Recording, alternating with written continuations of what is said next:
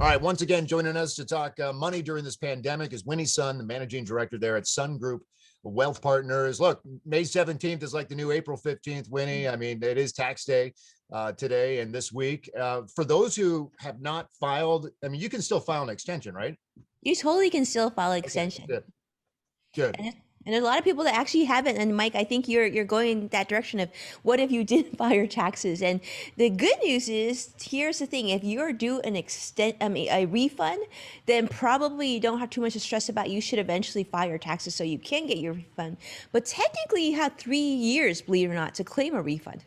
Huh. What about those who have filed, and I'm one of them. And I think one piece of advice I got from my tax person this year is that maybe look into withholding more. What are you telling clients who have already filed and maybe try to beef up their savings accounts down the road?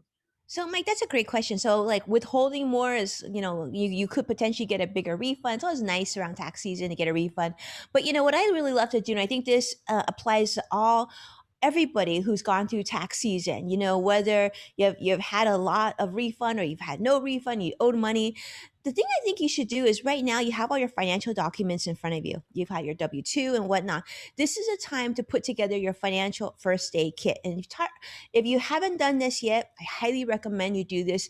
Basically, it puts together all your important financial documents, like your credit card statements, your credit score, like your mortgage or your rental agreement, just in case something were to happen to you, your loved ones would know where to go in terms of handling your financial affairs. So I would highly suggest doing that if you're not sure where to go. Actually, we put together a list that you can just download and print out and put together your own kit.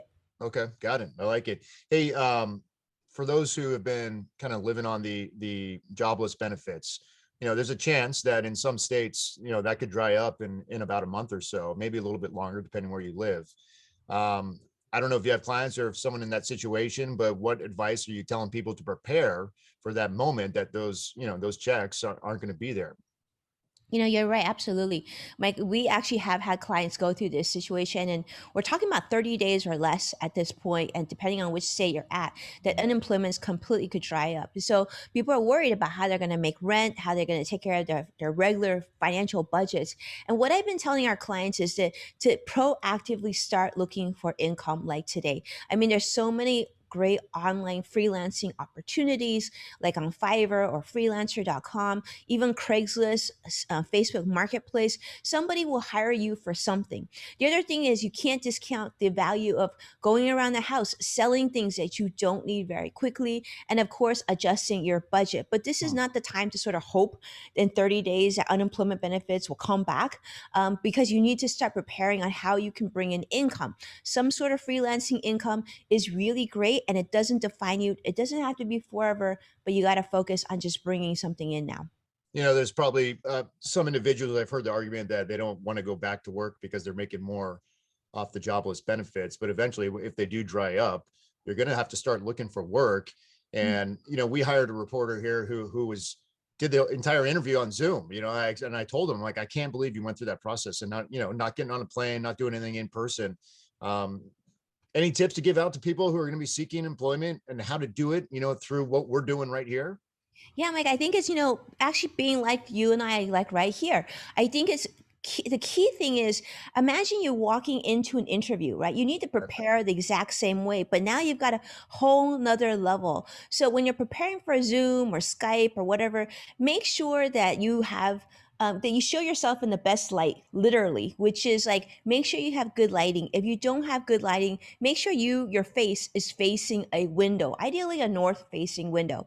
Then pay attention to audio, make sure if you have kids in the background, if you have a cluttered background, make sure you have like a very professional Zoom background or just blur it out. But you want to make sure it's quiet, it's professional, uncluttered, and that you dress the parts. So many times you'll see people dress in t-shirts or comfortable wear, but when it comes to this, you want to prepare, you research, rehearse, and I always say repeat, repeat, repeat until you get it down. So you make sure you can nail that interview and get that job. You want to pop, right? You want to shine, however Absolutely. long. I mean, you may have 5 minutes, right? Some people say that the boss's mind is made up, 1 minute into an interview sometimes. So It's so definitely want to true. shine.